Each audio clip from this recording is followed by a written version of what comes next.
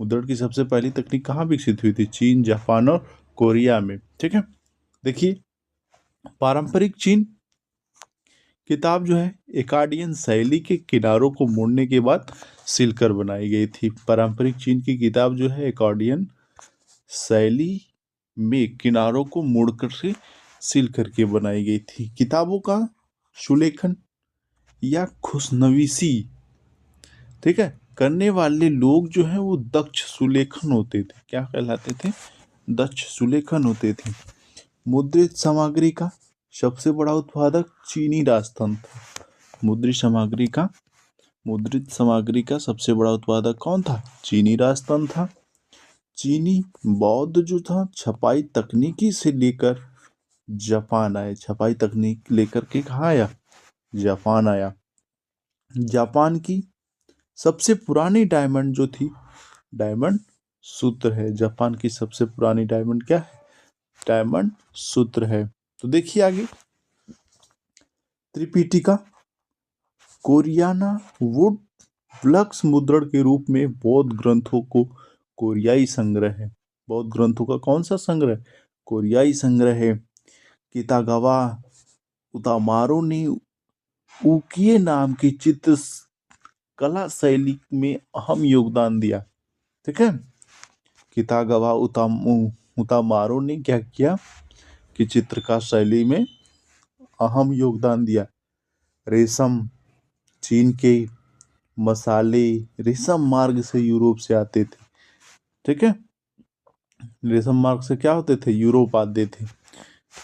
आगे देखिए, Marco Polo woods block वाली छपाई की तकनीकी चीन से लेके आया था। कहाँ से लेके आया था दोस्तों? तो चीन से लेके आया था। चर्मपत्र, जानवरों के चमड़े से बनी लेखन की सतह को वेलम कहा जाता था। क्या कहा जाता था? वेलम कहा जाता था। देखिए, गुटेनबर्ग था एक व्यक्ति जिसके पिता क्या थे? व्यापारी थे। गुटेनबर्ग के पिता क्या थे? एक व्यापारी थे। गुटेनबर्ग का पूरा नाम योहान गुटेनबर्ग था। क्या था? तो योहान क्या था?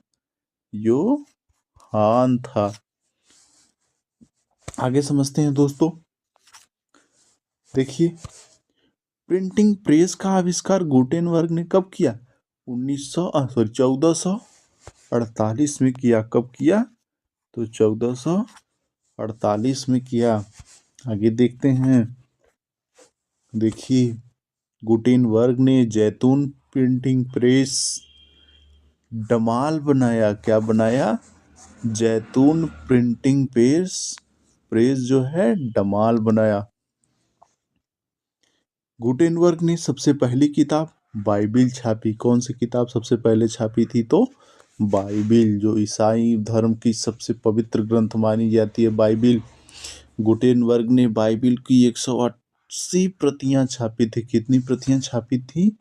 तो 180 प्रतियां छापी थी गुटेनबर्ग की। आगे समझते हैं दोस्तों। देखिए, गुटेनबर्ग ने छपाई के लिए रोमन वर्णमाला के 26 अक्षर टाइप किए थे। रोमन वर्णमाला कितने अक्षर टाइप किए थे? 26 अक्षर टाइप किए थे। गुटेनबर्ग की प्रिंटिंग मशीन को मूववेल टाइप प्रिंटिंग मशीन के नाम से जाना जाता था। किस मशीन के नाम से? तो मूववेल टाइप प्रिंटिंग मशीन के नाम से जाना जाता था। गुटेनबर्ग प्रेस एक घंटे में 250 पन्ने छाप सकता था। गुटेनबर्ग प्रेस एक घंटे में 250 पन्ने छाप सकता था। लेटर प्रेस छपाई में प्लाटेन एक बोर्ड होता है। लेटर प्रेस छपाई में क्या होता है दोस्तों? तो प्लाटेन एक बोर्ड होता है। छपाई के लिए इबारत कंपोज करने वाले व्यक्ति को कंपोजिटर कहा जाता है। छपाई की इबारत कंपोज करने वाले व्यक्ति को कंपोजिटर कहा जाता है। धातुई प्रेस जिसमें टाइप बिछाकर इबारत बनाई जाती थी, गैली कहलाती थी। क्या कहलाती थी? तो गैली कहलाती थी। लोकगीत का ऐतिहासिक आख्यान जिसे गाया या सुनाया जाता है, गाथा गीत कहलाता है। क्या कहलाता है? गाथा गीत कहलाता है। मार्टिन लूथर एक धर्म सुधारक व्यक्ति था। परीक्षा में अक्सर पूछा जाता है ये प्रश्न, मार्टिन लूथर किस धर्म का था, क्या मतलब क्या था उसका? तो मार्टिन लूथर धर्म सुधारक था। मार्टिन लूथर ने कहा, मुद्रण ईश्वर की दी हुई महानतम देन है, सबसे बड़ा तोहफा है। क्या कहा? कि मुद्रण जो है ईश्वर द्वारा दी गई महानतम देन और सबसे बड़ा तोहफा है। 16वीं सदी तक यूरोप में रोमन कैथोलिक चर्च के सुधार के आंदोलन को प्रोटेस्ट धर्म सुधार कहा जाता था। इटली धर्म में धर्मद्रोहियों की शिनाख्त करने और सजा देने वाले रोमन कैथोलिक संस्था को इंक्विजन कहा जाता था। क्या कहा जाता था? तो इंक्विजन कहा जाता था। किसको?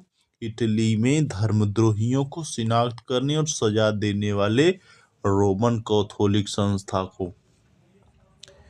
इरेम्सन ने कहा, किताबें भिनभिनाती मक्खियों की तरह है। दुनिया का कौन सा कोना है जहां ये नहीं पहुंच पाती?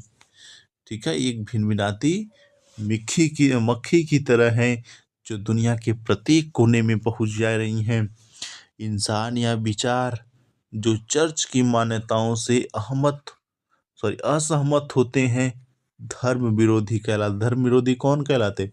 इंसान या विचार जो चर्च की मान्यताओं से असहमत होते हैं धर्म विरोधी कहलाते हैं।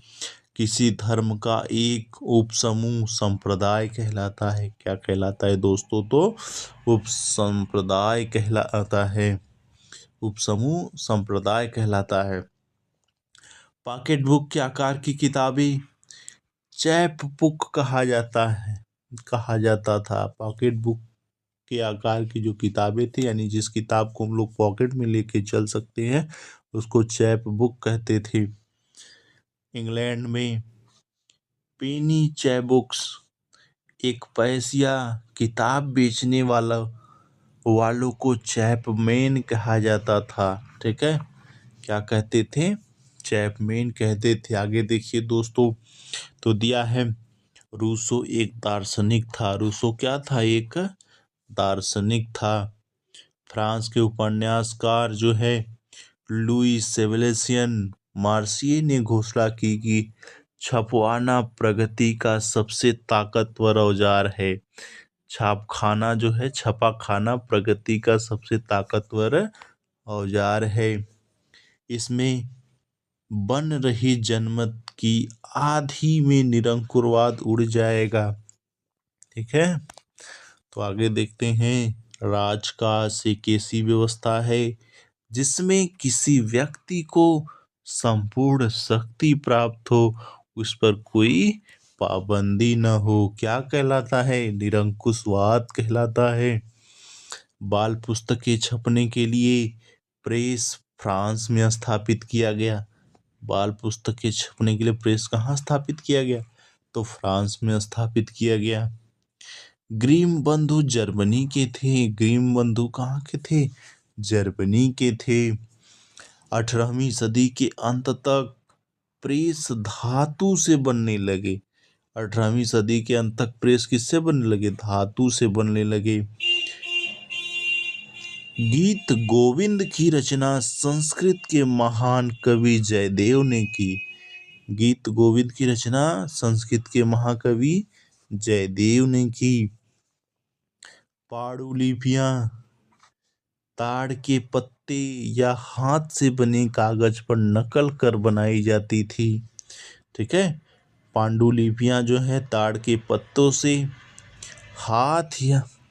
पत्तों या हाथ से बने कागज पर नकल करके बनाई जाती थी। भारत में प्रिंटिंग प्रेस लाने का पहला श्रेय पुर्तगालियों को जाता है। सबसे पहले प्रिंटिंग प्रेस कौन लाया था? तो भारत में पुर्तगाली लाए थे। भारत में सबसे पहली प्रिंटिंग प्रेस 16वीं सदी गोवा में लगाई गई। सबसे पहली प्रिंटिंग प्रेस कहाँ लगाई गई? गोवा में लगाई गई 16वीं सदी में।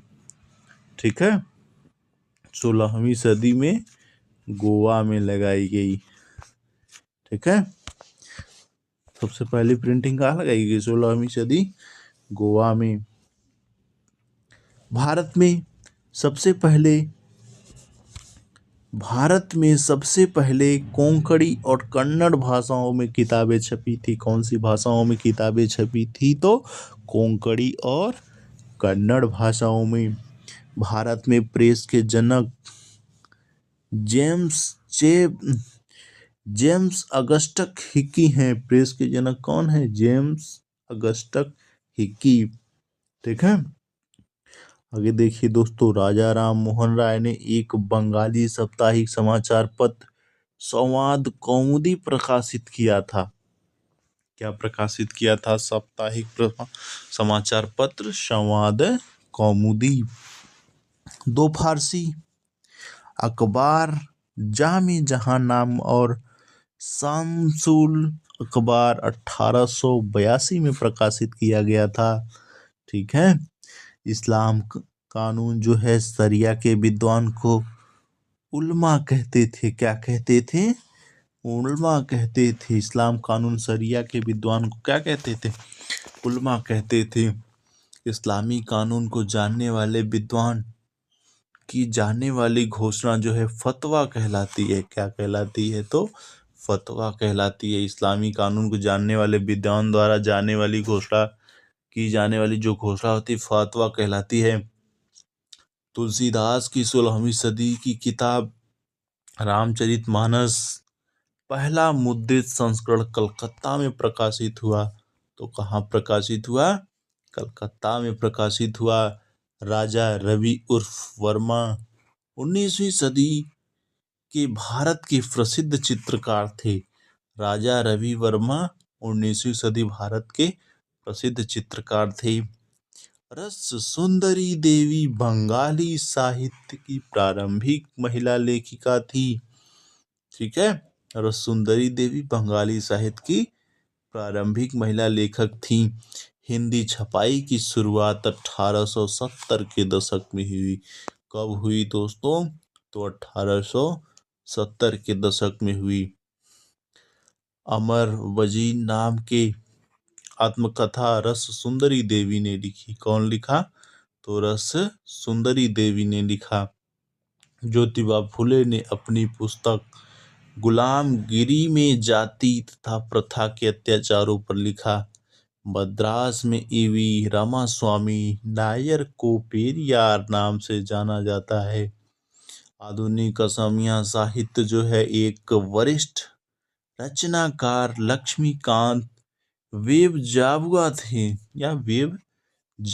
थे। असम की लोकप्रिय गीत ओ मेरे अनुपूरन देश लक्ष्मीनाथ बेजबारुआ ने लिखा था। बाल गंगाधर तिलक ने मराठी भाषा समाचार पत्र केसरी निकाला। ठीक है, भारतीय भाषाओं और पत्र पत्रिकाओं का कड़ा नियंत्रण रखने के लिए वर्नाक्युलर्स ने प्रेस एक्ट 1878 में लागू किया था। तो दोस्तों हम लोगों का ये चैप्टर भी अब समाप्त हो जाता है।